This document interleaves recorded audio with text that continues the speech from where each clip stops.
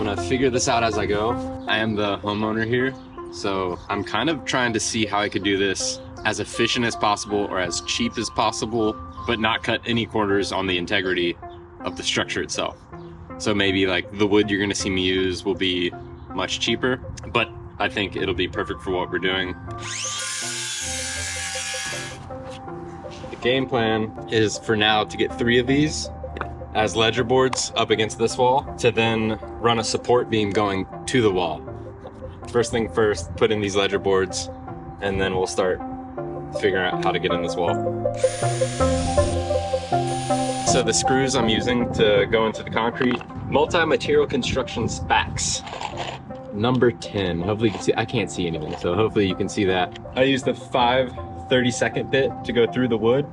That's what's perfect for the number 10. And then into the concrete, I'm gonna use my Hilti, which you could use anything with a hammer drill setting.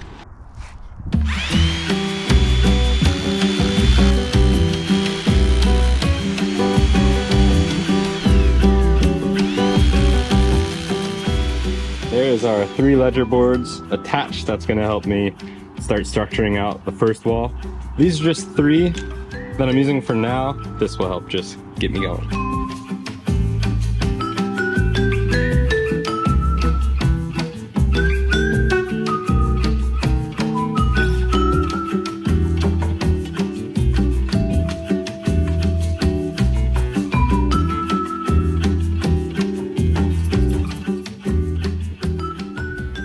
All right, I have this wall set up so I can cut the perfect transition. So this will sit flush with the ground. I have leveled out the top so it's perfectly level. This 2x4 is just a temp 2x4 to hold it in place. This wall is a little bit leaned this way because that's how I want it to be. I ran a string, I forgot to film it, but I ran a string from there to there of the exact height of where I wanted this shelf. It'll be 5 inches below the water level. So I ran a string across and I got this measurement, 8 3/4, to make this top the perfect height. I'm gonna use this level.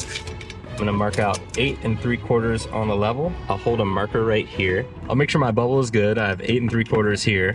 And then I basically go up the wall like this. And then that'll give me the perfect cut for the bottom to sit flush. Talking is very hard. Hey. Hopefully this will work, but I'm marking out exactly where this thing is on the bottom. So that is where it sits, and this is where it sits. Instead of holding this marker, I just kind of use this to hold it in place. So we got 8 3/4. Now the whole time I'm gonna keep an eye on air bubbles to make sure it's level. This is gonna be a very sloppy line.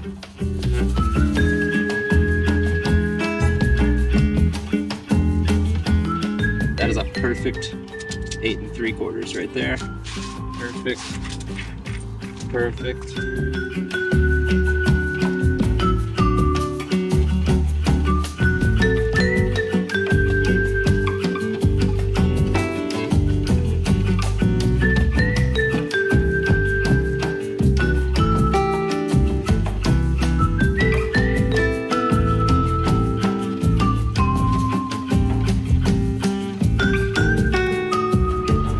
So there we have it. This thing's finally in place. Still just temporarily held up.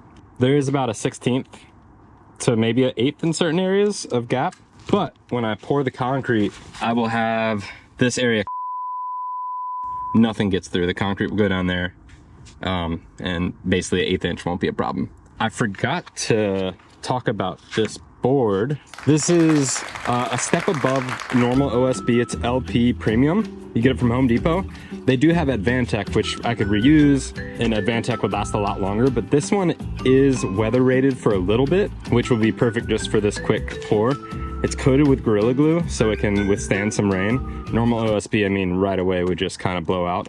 But this stuff I have used before, it does stay super strong. I also love this over plywood because it stays super rigid and it doesn't warp. Now it's time to make this first board secure. I'm gonna go ahead and put in some 2x4s and drill those SPACs into the ground to then get the bottom super strong. The hard part of talking about this on YouTube is I'm horrible with speaking, I'm horrible with vocabulary. So I think there's proper terms besides wood on ground screwed in, but that's all I know. Oh, look at that little thing. Coco.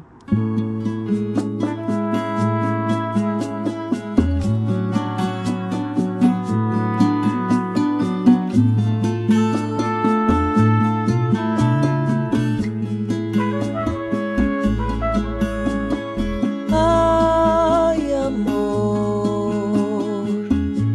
te quiero dar mis días, también darte mis noches llenas de amor.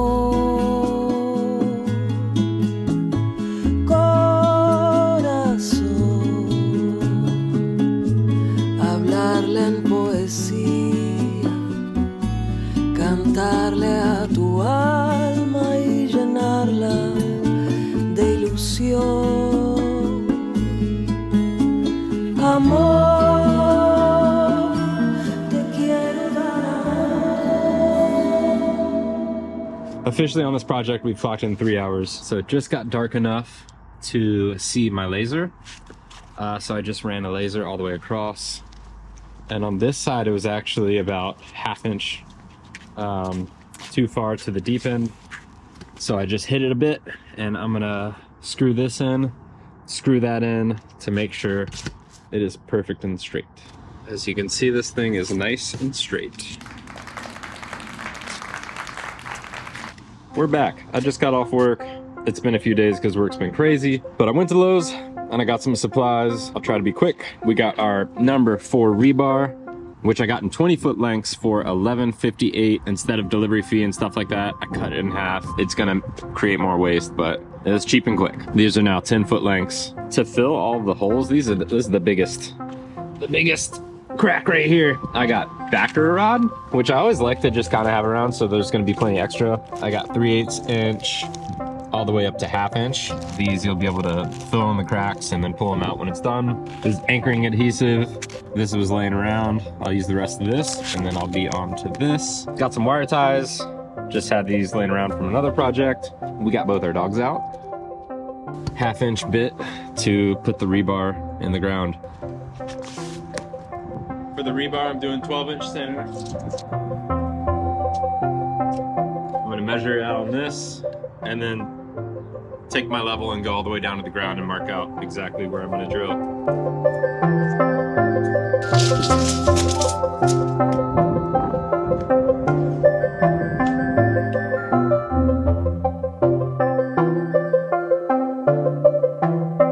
Because this one will be, 8 to 10 inches thick. I haven't fully decided yet. Minimum will be 6 inches thick. So really I should just do 3-inch center, but because I think I'm going up to 8, I'm gonna just go ahead and do 3 3/4 for each one.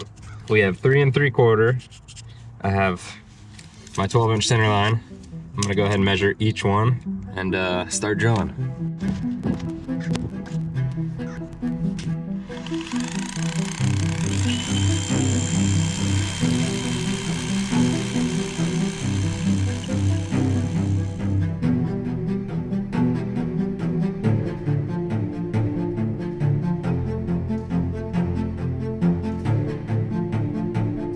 Now that all of our vertical holes are drilled, we're gonna do our horizontals. So how I'm gonna do that with the curved walls is I'm at the highest spot right here.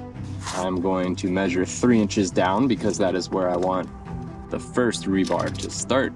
And then from there, I will do every 12 inches. So if that's 3, that's 15. This is 27, 39. Luckily that worked out great because it is 4 inches from the bottom. Whenever I do rebar, I want to be pretty much 3 inches from every side of the form.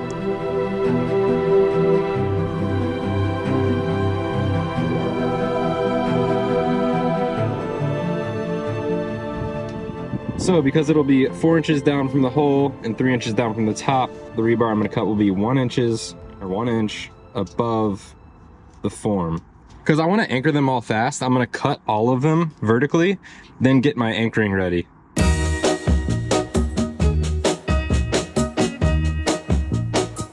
I'm going to tell you that I love you 100 times a day. You'll get tired of my voice, that's how much I'm going to tell you that I miss you. promise you if you go.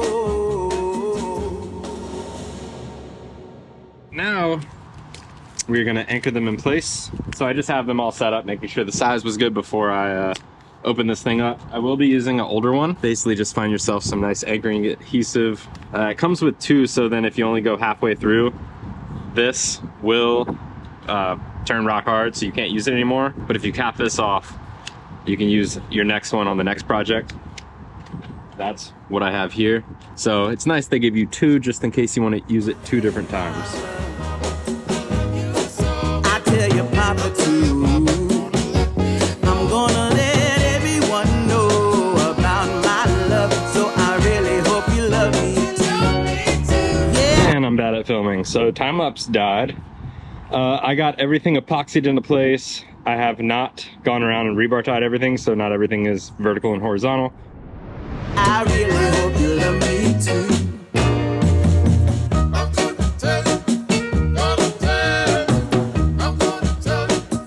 I'm gonna tell you that I need you.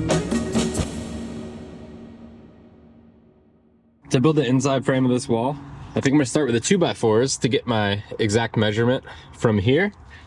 Run the 2x4 all the way over, have a temp vertical 2x4, screw it in the middle just to kind of get the perfect height. And then off of that, I'm gonna measure and cut the plywood from the 2x4.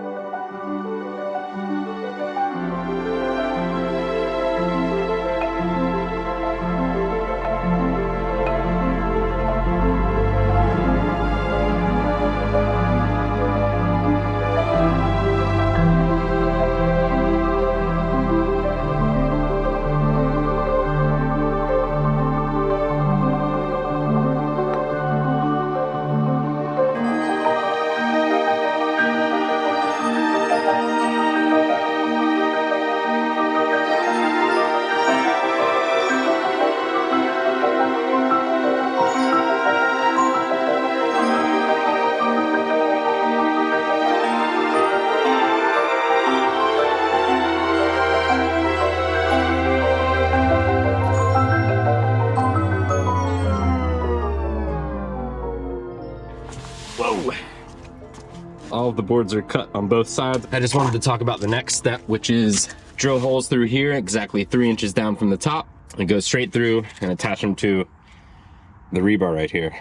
You could always just pour this as is and not do that, and then drill holes, epoxy them, or anchor them in place. For me, I find it much easier to just pre-drill now, attach them, and then once you rip the forms off, you're ready to go on the next slab. You just tie them to the rebar sticking out here.